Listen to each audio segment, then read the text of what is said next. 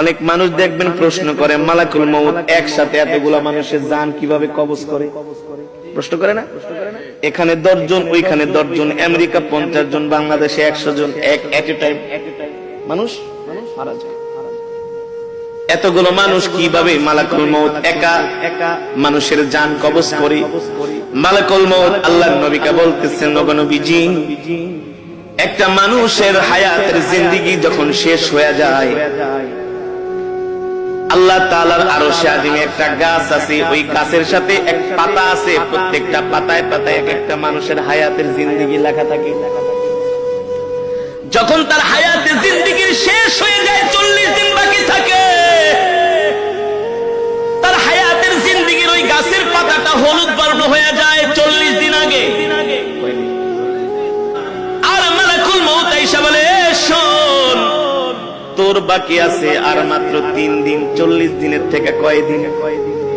দেখবেন একটা মানুষ মৃত্যুর 3 দিন আগে তার কথাবার্তা আরো চেঞ্জ হয়ে যায়।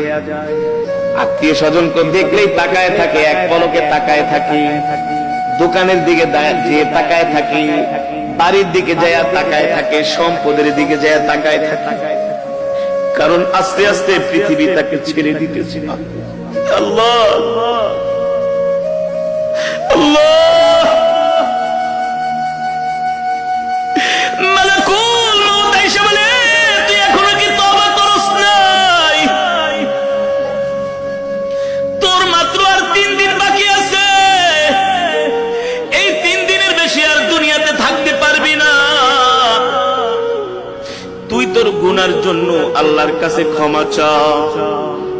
তখনই দেখবেন ওই মৃত ব্যক্তি যে ইন্তেকাল করবে, 3 দিন আগে তার সন্তানদেরকে ডাকে,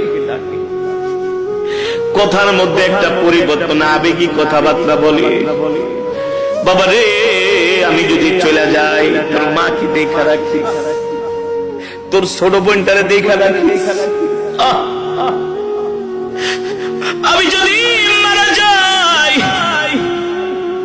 আমার ছোট ছেলেটারে তোরা কষ্ট দিস না। বলে কি বলে না? আস্তে আস্তে করে একটা পরিবর্তন চলে আসে, তার একেবারে খাওয়া দাওয়া বন্ধ হয়ে যায়, শরীরের নার্ভ গুলো, শরীরের পার্টস গুলো আর আগের মতো কাজ করে না, কারণ সে মৃত্যুর জন্য তৈয়ার হচ্ছে। যখন তার হায়াতের জিন্দেগির পাতাটা একেবারে হলুদ বর্ণ হয়ে যায়, আর মালাকুল মউত আইসা তার সামনে হাজির হয়ে যায়। এবার আল্লাহর নবী জিজ্ঞেস করে,